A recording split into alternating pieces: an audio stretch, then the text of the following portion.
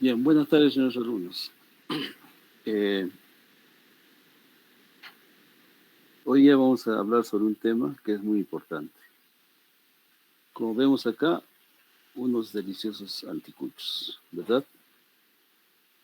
Bien, yo trabajo ya años en emergencia, ¿no? Y la única vez que he salvado la vida a un paciente en toda mi vida trabajando en emergencia fue una noche en el mes de febrero. Viene una pareja de Lima, se van a una discoteca, Región de Libertad. El varón se embriaga más que la mujer, salen más o menos a la 1 de la noche. Y en la esquina ingieren anticuchos. Obviamente, por el estado de alcoholismo en el que se encontraba el varón, no ha masticado bien por el anticucho. Y de pronto se atraganta. Felizmente, en esa parte habían taxis. La esposa lo sube al taxi, ¿no? Y felizmente estuve yo en emergencia. ¿Pero por qué estaba en emergencia y sentado en la mesa? Porque al lado había un colega que roncaba mucho y no dejaba dormir. Es que me levanté, me fui a sentarme de emergencia, llegamos a la 1 de la madrugada. De pronto a esa hora no va a haber ni enfermera, ni técnico, ni residentes, ni internos. Todos duermen, porque es hora de dormir. Y no había pacientes, obviamente. De pronto tocan la puerta, abro la puerta y ante mí aparecen 3 personas. El taxista, la esposa al otro lado y un hombre moribundo entre las 2 personas, arrastrando los pies, cianótico, ¿no? Y de pronto tuve que enfrentar la situación. Le pregunto, ¿qué ha pasado? Me dice, se ha atorado con el carro. En ese momento, ¿ustedes creen que tenía bisturí, silocaína, jeringa, pinzas para hacer una traqueotomía? No. Lo único que tenía es este instrumento que van a ver a continuación. Una pinza portaobjetos. Esta pinza portaobjetos siempre está en cualquier ambiente donde hay un tópico, ¿no? Permite levantar cualquier elemento que puede ser una gasa, una compresa, que esté estéril, ¿no? Lo único que había a la mano fue esta pinza, que felizmente es larga, más o menos mide 14, 15 centímetros de longitud, y no tenía ni laringoscopio, ni linterna, ni nada, ¿no? Entonces, abrí la boca del paciente que estaba ya, el paciente no hablaba, ¿no? El paciente estaba asfixiándose, había una secreción espumosa en la boca, ¿no? Y lo que hice fue introducir esta pinza por la orofaringe hasta más o menos, porque ni siquiera podía ver, ¿no? A tientas, agarrar el pedazo de carne. Y logré sacarlo y el paciente dio su primer aliento de vida, ¿no? O sea, aspiró el aire y resucitó. Bueno, la familia, la esposa principalmente me invitó a viajar a Lima porque eran adinerados, me dio su dirección, etcétera, para visitarlo. Nunca fui, ¿no? Pero esa es la experiencia que les puedo contar como estímulo para iniciar este tema. Entonces, este tema que vamos a tratar hoy día se llama traqueotomía, ¿ya? La traqueotomía, obviamente, pues, se tenía que realizar en condiciones, no en las que yo he participado, les he contado la experiencia, ¿no? Sino, este es un acto quirúrgico, ¿no? Con todos los elementos de asepsia, antisepsia, etcétera, etcétera, etcétera, con todo el instrumental, los insumos, ¿no? La anestesia y todo lo demás. Pero tal como les he contado, hay situaciones en las cuales no podemos prever, ¿no? No podemos prever. Y aún así, si incluso quisiéramos prever, el gran problema es la disponibilidad del instrumental, de los insumos, los medicamentos, porque es todo un trámite burocrático, ¿no? Llega un paciente, hay que hacer una receta por el CIS, por duplicado, hay que hacer una historia clínica, ¿no? Hay que escribir motivo de consulta, tiempo de enfermedad, síntomas principales, relato de la enfermedad, el examen físico, el diagnóstico. Luego hacemos la receta, ¿no? Que vamos a utilizar. Y luego todo eso tiene que tramitarse ante el CIS le pone el sello, después recién va a farmacia, retorna de farmacia, el técnico trae el instrumental o que sea, todo lo que material que se ha solicitado. ¿Se imaginan si este paciente hiciera todo eso? Prácticamente ya estaremos hablando de un cadáver, ¿verdad? Bien, entonces, ¿qué es la traqueotomía? Consiste en la formación de un orificio artificial, ¿no? No es natural, obviamente, en la cara anterior de la tráquea, ¿ya? Por debajo del nivel de las cuerdas o vocales, ¿no? Entonces, si acá vemos, estas son las cuerdas vocales, que están con el número 1. Aquí tenemos el cartílago tiroides con el número 2, ¿no? El cartílago cricoides con el número 3, ¿no? Acá en el 4 empieza el primer anillo traqueal, segundo. Entre el segundo y el tercer anillo traqueal está colocado este tubo, ¿no? De tráqueo. Bien, pues ya dijimos que es la formación de un orificio artificial en la cara anterior de la tráquea, por debajo del nivel de las cuerdas vocales, ¿no? Bien, como ejercicio, a ver, todos, coloquemos el dedo índice por debajo de la mandíbula. Ajá. Vamos buscando, todos, a ver. Vamos palpando paulatinamente hasta encontrar el cartílago tiroides. A ver, cartílago tiroides. Ojo, que el hueso yoides no se puede palpar. Este es el hueso yoides. Les estoy indicando que se palpe el cartílago tiroides. Es esto. ¿Ya? Perdón. Vamos siguiendo con el dedo.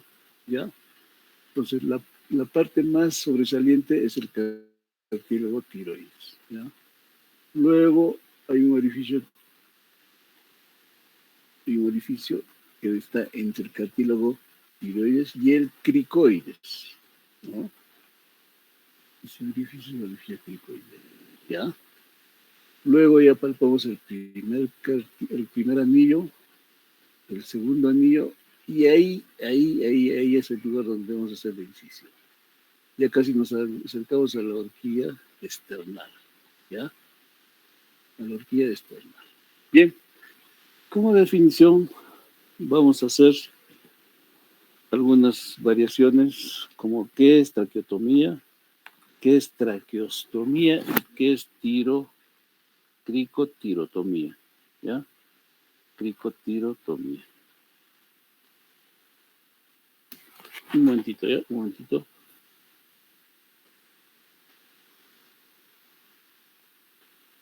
Un momentito, por favor.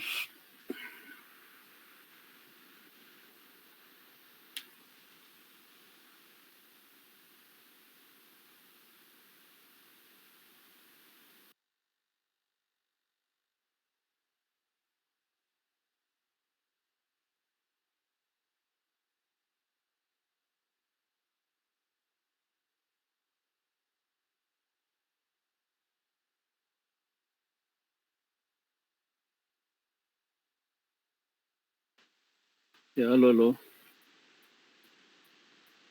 Sí, doctor. Ya. Aquí.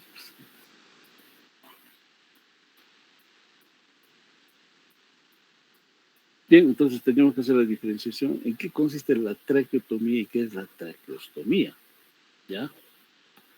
Entonces, la traqueotomía es la técnica quirúrgica para retirar cuerpos extraños o muestras para biopsia, ¿no? En cambio, la traqueostomía es la abocadura de la tráquea a la superficie del cuello para laringectomizados. Esa es la diferencia, ¿ya? Y la cricotirotomía es el procedimiento de urgencia realizado entre estos cartílagos, ¿no? Entre el cartílago tiroides y el cricoides. Hay un espacio ahí, se introduce pues una aguja, es un dispositivo con el fin también de facilitar la respiración a esta persona. En todos estos temas, básicamente lo que buscamos es que el paciente restablezca la función de la respiración, ¿no? Bien, entonces la traqueotomía está indicado para, básicamente, la obstrucción de vías aéreas por tumores que pueden afectar la faringe, la laringe, la tráquea, el esófago, ¿no?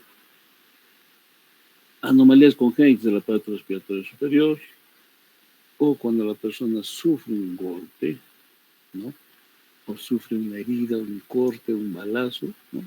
Denominamos esto trauma de laringe o tráquea. Cuando también existe lesión del nervio recurrente, ¿no? Cuando se hace con la operación de la tiroides, casi es frecuente lesionar el nervio recurrente, ya sea del lado derecho o del lado izquierdo. Por lo tanto, se va a producir una parálisis bilateral, ¿no? La persona va a mostrar afonía o disfonía y algunas dificultades para poder expresarse claramente, ¿no? Cuando hay traumas de la cara, como las fracturas bilaterales de la mandíbula, o cuando hay aspiración del cuerpo extraño. En aspiración de cuerpo extraño es muy variable el tipo de cuerpo extraño. Puede ser desde líquidos, sólidos, semisólidos, semilíquidos, etcétera, etcétera, etcétera. Incluso uno se puede aspirar hasta con su saliva, con los vómitos, ¿no? Con los vómitos. O, como les he contado al inicio, carne, alimentos, ¿no? O algún tipo de combustible. Es casi frecuente también, ¿no? Cuando se sacaba la gasolina y quieren sacar gasolina de otro vehículo, que hacen, generalmente colocan una manguerita y soplan y aspiran y luego se aspiran también, pues, ¿no? O en caso de disfunciones neurológicas, ¿no? Bien, ¿en qué consiste la técnica quirúrgica de la traqueostomía? Primero, la incisión de la piel. El segundo plano es el tejido celular subcutáneo, donde se realiza en la línea media, desde el cricoides hasta 2 centímetros encima de la escotadura externa. La localización de la línea alba y la devolución a la musculatura prelaringia se realiza con unas pinzas, ¿no? Mediante movimientos de cierre y apertura, cierre y apertura, cierre y apertura, obviamente controlando el sangrado, ¿no? Si tuviésemos a la mano un electrobisturí, vamos cauterizando paulatinamente, ¿no? Y si no tenemos esto, vamos utilizando gasas absorbentes, ¿ya? Realizamos la ismectomía. ¿De qué órgano estamos hablando? Del tiroides, de la glándula tiroides, ¿no? Sabemos que el glándula tiroides tiene un lóbulo derecho y un lóbulo izquierdo y tiene una parte central que los une a los dos que se llama el istmo, ¿no? Entonces se debe realizar la sección y control del sangrado para exponer el segundo, el tercer o el cuarto anillo traqueal, ¿ya? Se debe colocar puntos de transficción en estos extremos seccionados, ¿no? Y se coloca el tubo de traqueostomía. Acá estamos viendo el tubo de traqueostomía, ¿ya? Obviamente, al ingresar este tubo, los bordes de la piel se dejan separados, ¿no? Y se cubre con este apósito, ¿ya? Tiene acá unos orificios laterales donde se coloca una banda, o ya viene con una banda, y esto rodea el cuello hasta la parte posterior. De esta manera queda fijado. ¿Qué instrumental vamos a utilizar? A ver, de urgencia siempre tengo que tener un elemento cortante. Y lo que no debe faltar en una sala de emergencias es una hoja de bisturí.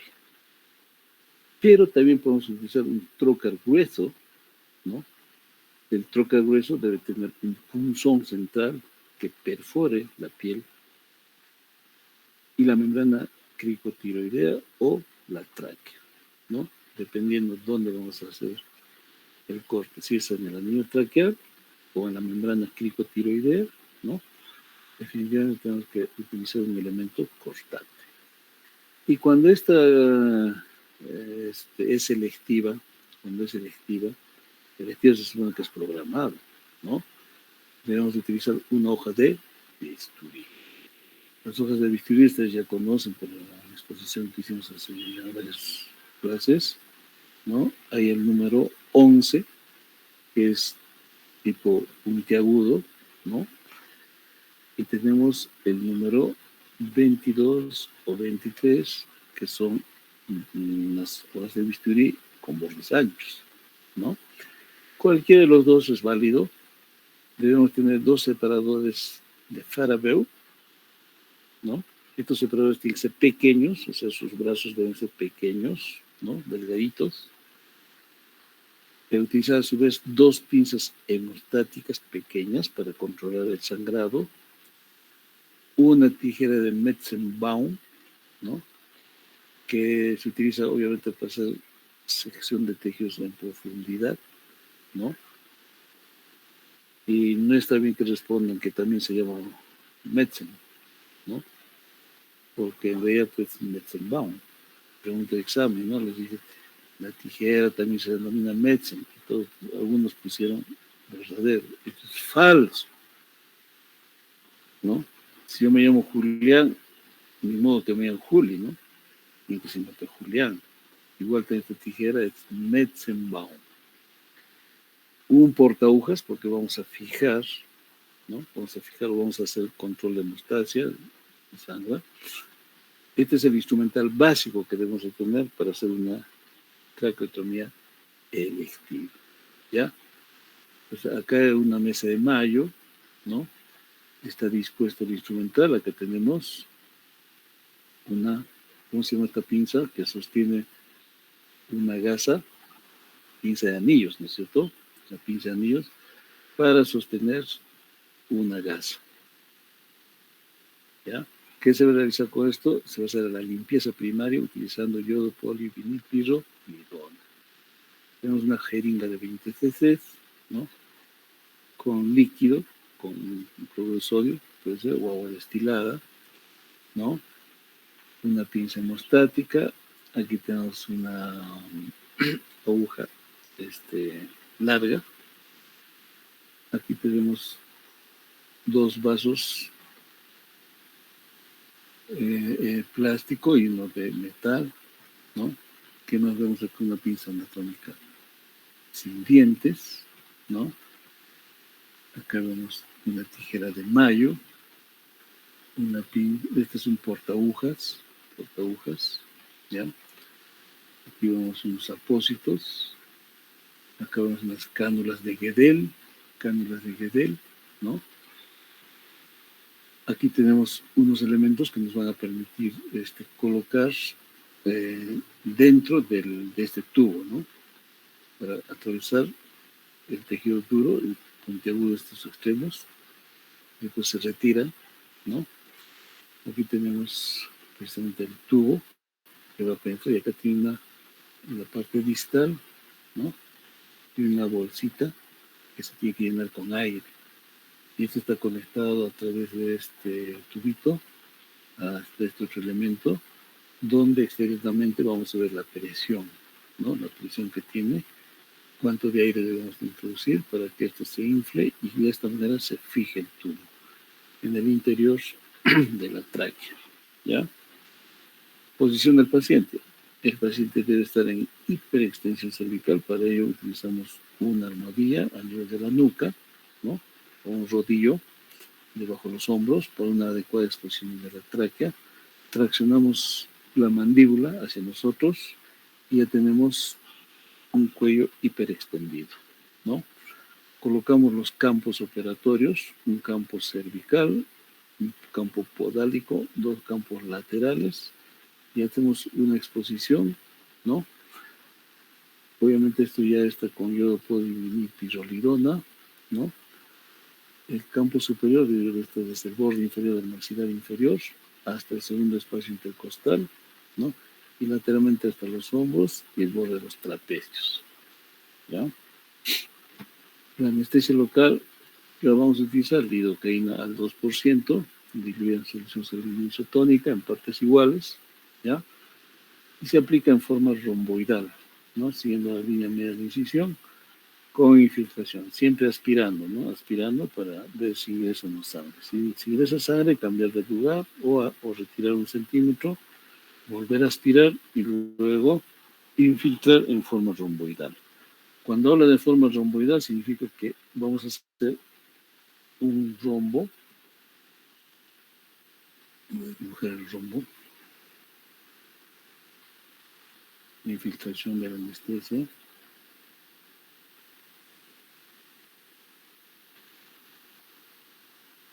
¿Ya? Infiltramos en todo ese espacio.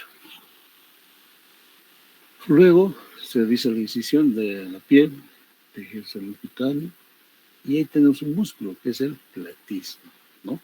El platismo es un músculo que baja desde el borde de la mandíbula, ¿no? Y cubre superficialmente, son haces musculares finitos, ¿no? Que cubre toda la parte del cuello, hasta exponer los músculos externo y yoideos. Los músculos externo y yoideos, ¿no? Luego localizamos la línea alba, que es la línea central, ¿no? Que está entre la musculatura prelaringe de cada lado, ¿no? Es decir, son haces fibrosos donde se unen los músculos, es una línea alba, ¿ya? Se localiza el segundo y tercer anillos traqueales, ¿ya?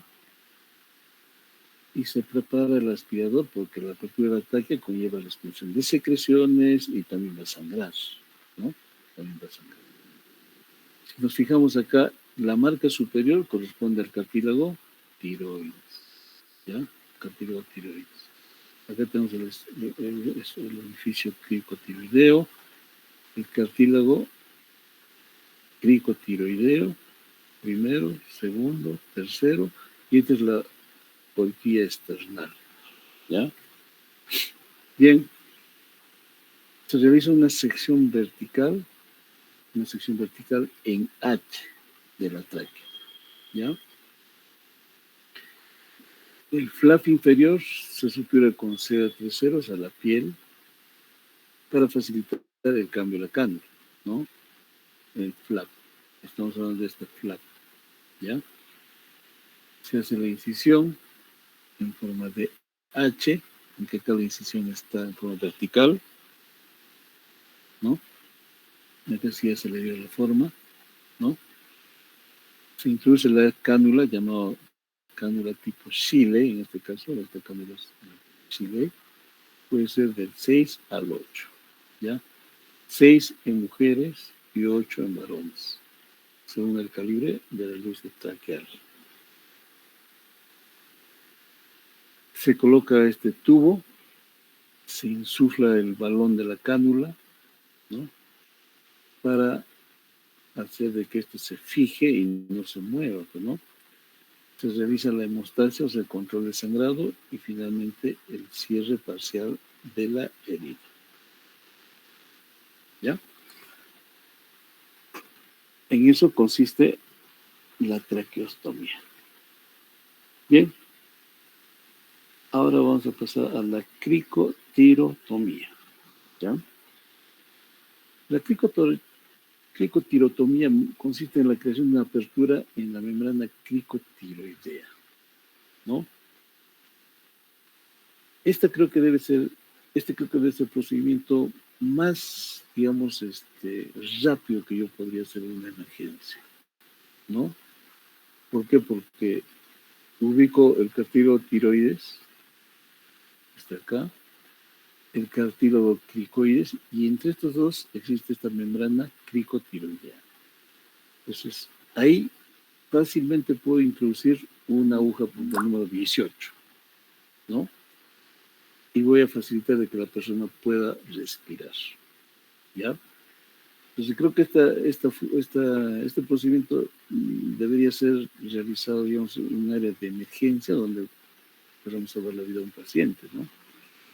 Sin embargo, tradicionalmente se utiliza un alambre guía, ¿ya? Y se realiza a través de una incisión en la piel, se incide la membrana cricotiroidea y a través de la cual se introduce una vía aérea artificial en la tráquea.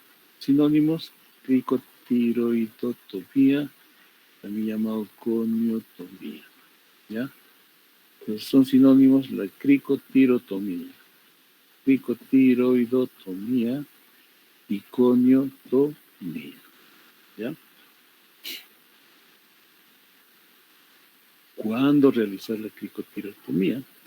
Se realiza de forma urgente, ¿no? Como vemos acá en la imagen, ¿ya?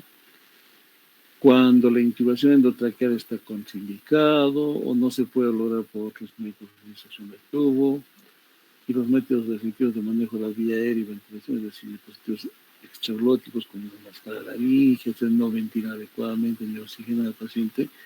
Y aquí yo le aumentaría algo más, ¿no? Diría, cuando no tengo los insumos ni el instrumental necesarios, ¿no? Esta es una acción de emergencia, ¿ya? Una aguja con el catéter 14G puede ser, ¿no?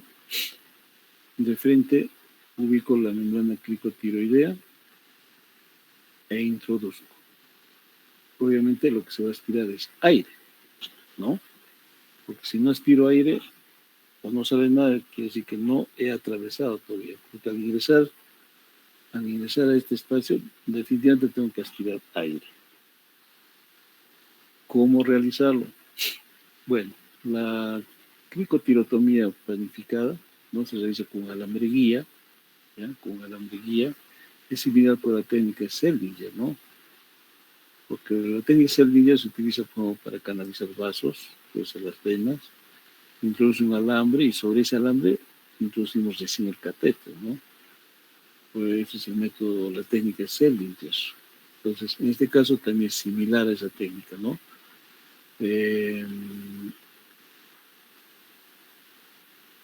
Las indicaciones cuando el paciente está en apnea, es decir, no respira, o una insuficiencia respiratoria grave por una lesión en la cara, en la nariz, etcétera, etcétera, o un paro respiratorio inminente que requiere intubación endotraqueal, ¿no? Como el paciente en la historia que les comenté, creo que si no hubiera tenido esa pinza, hubiera utilizado creo, un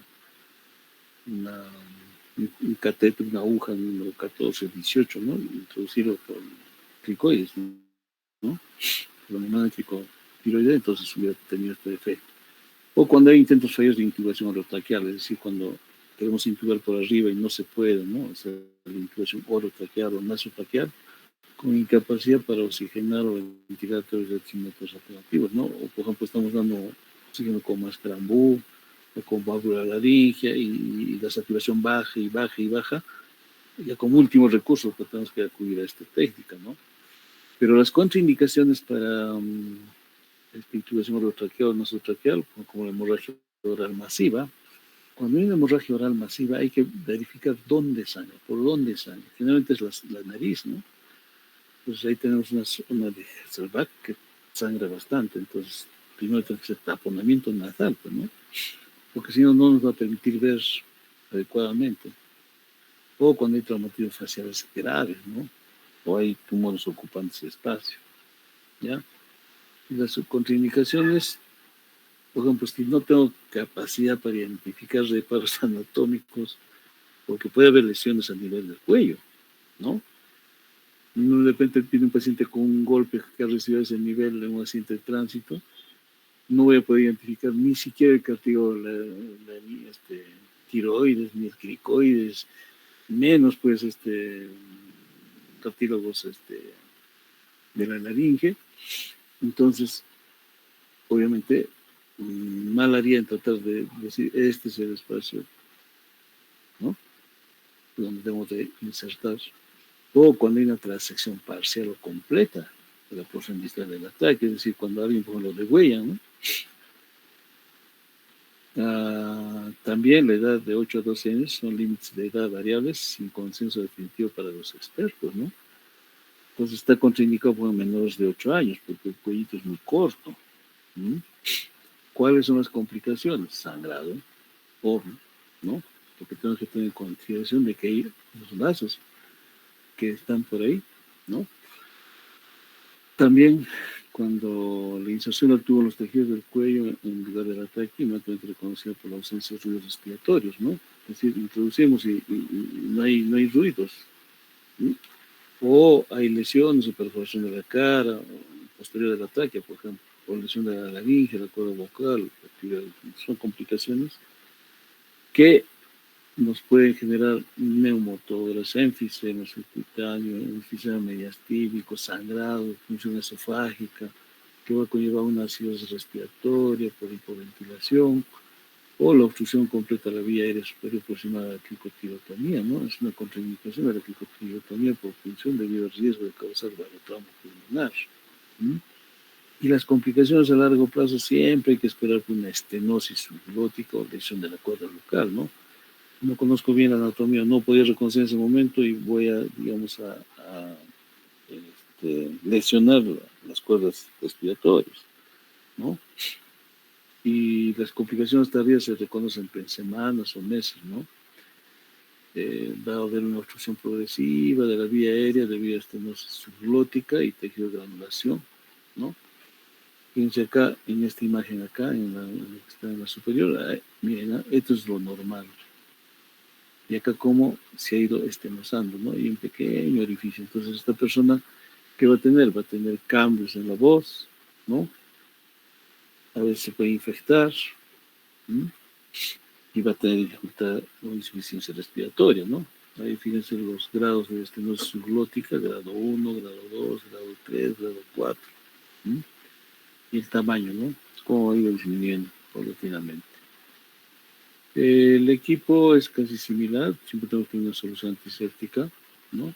Principalmente el yodo polivinilpirrolidona, gas estéril, campos estériles, guantes, batas estériles. El anestésico, de preferencia la lidocaína al 2%, con epinefrina, una jeringa de 13 ml, una aguja de 25, dispositivos de catéter sobre aguja capaz de incluir un alambre guía, conectar una jeringa de 3 a 6 ml, ¿no?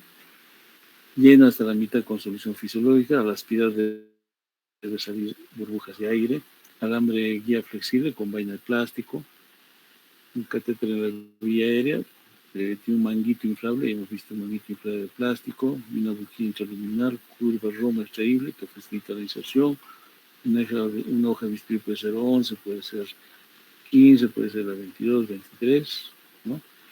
Una fuente de aspiración, es decir, para aspirar las secreciones o aspirar la sangre, ¿no?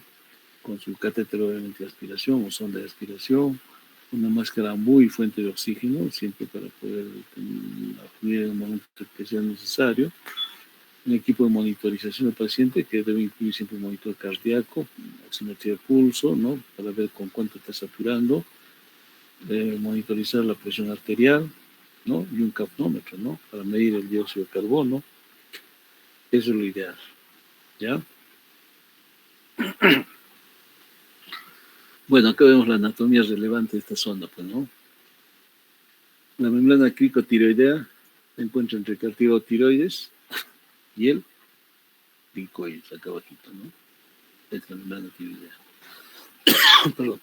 La membrana mide aproximadamente ¿cuánto? 1 centímetro nada más de longitud y 2 o 3 centímetros de ancho. Es decir, si uno se palpa, apenas es el pulpejo del dedo, ¿no? No es tan ancho, o no es tan amplio, diré, ¿ya? No nos olvidemos que ahí están las arterias tiroidea superior y la tiroidea media, ¿no? Que irrigan qué órganos, irriga este órgano que se llama el tiroides, ¿no? Entonces, al punzar podemos comprometer esas arterias, ¿ya?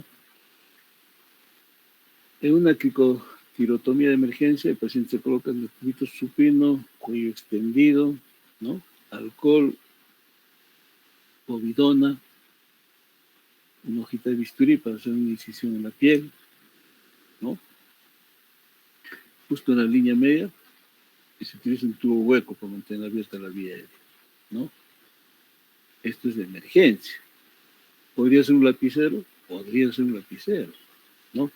Pero no con su mina y todo, pero hay que sacar de la mina, ¿no? Sacar la mina, sacar de emergencia estamos hablando, ¿no?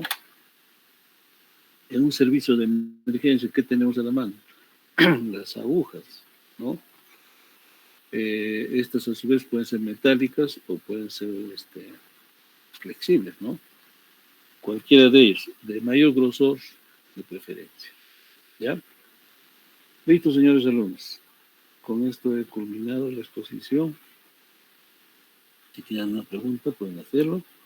De lo contrario, me despido ya pensando en el próximo examen también, a estudiar, muchachos. Ya, doctor. Muchas gracias, doctor. ¿Ya? Gracias, doctor. Bien. Entonces me despido de todos ustedes. Hasta la próxima clase. ¿Ya? Hasta luego. Hasta luego, doctor. Hasta luego. Gracias, doctor. ¿Ya?